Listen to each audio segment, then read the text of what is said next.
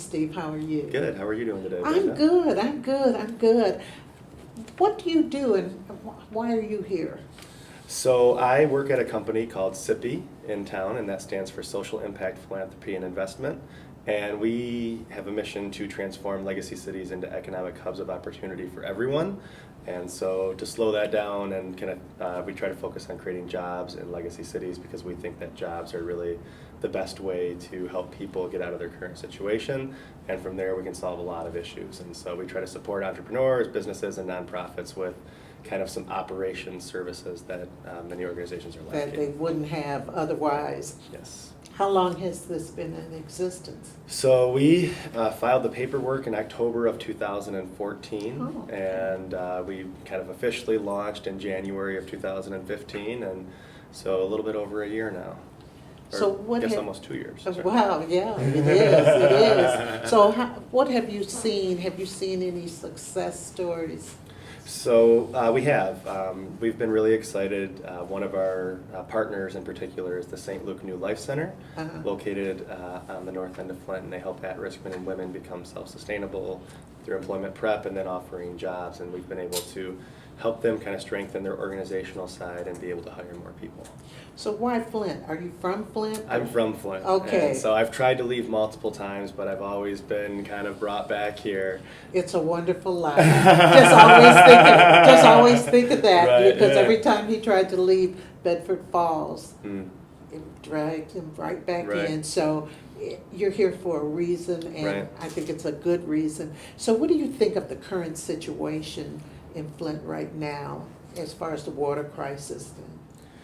I think, my opinion on the water crisis is it's a terrible tragedy that happened here, but it's a symptom of root causes. And if you look back, Dr. Highsmith is talking about it right now, just the challenges that Flint has today aren't things that just happened because GM left in the 80s. It's a systemic issue.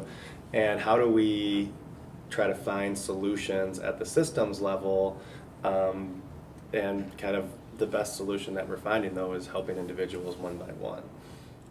So, Right. I don't know if that...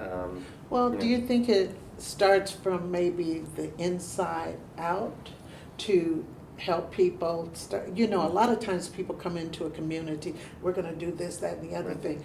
What benefits you is you are a part of the community. You already knew the community, Right. don't you think? Oh, absolutely. I mean, we talk about a lot about kinship, and that's really our goal at SIPI, is to have, this sense of kinship with our partners, with the people that work there, the people that are served there, and kind of that level of mutual respect.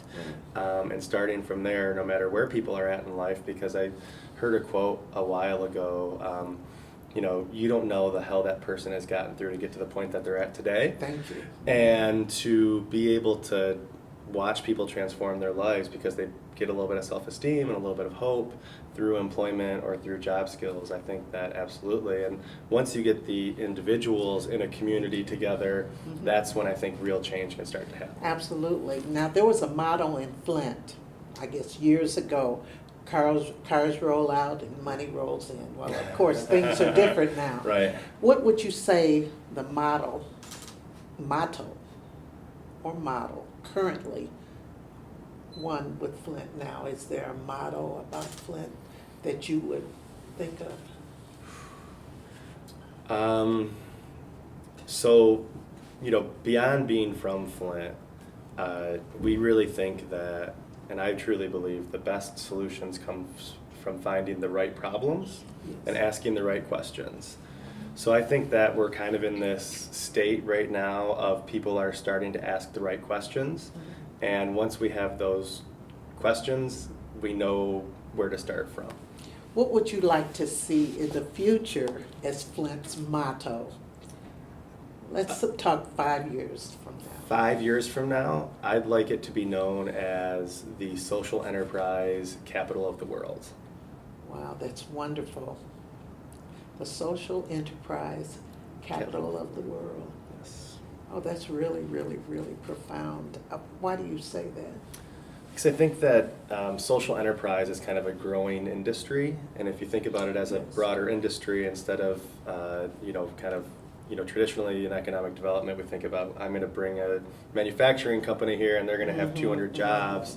And social enterprise, they're cause-based businesses, so they're derived from finding these challenges or these opportunities and then creating solutions around them, and they're not so much profit-driven. And so it might be 5 jobs, it might be 8 jobs that are created in these organizations, but they're focused on solving a problem. And I think that Flint, with all of its problems, is really ripe for that type of innovation and opportunity. And you think it's right for entrepreneurship?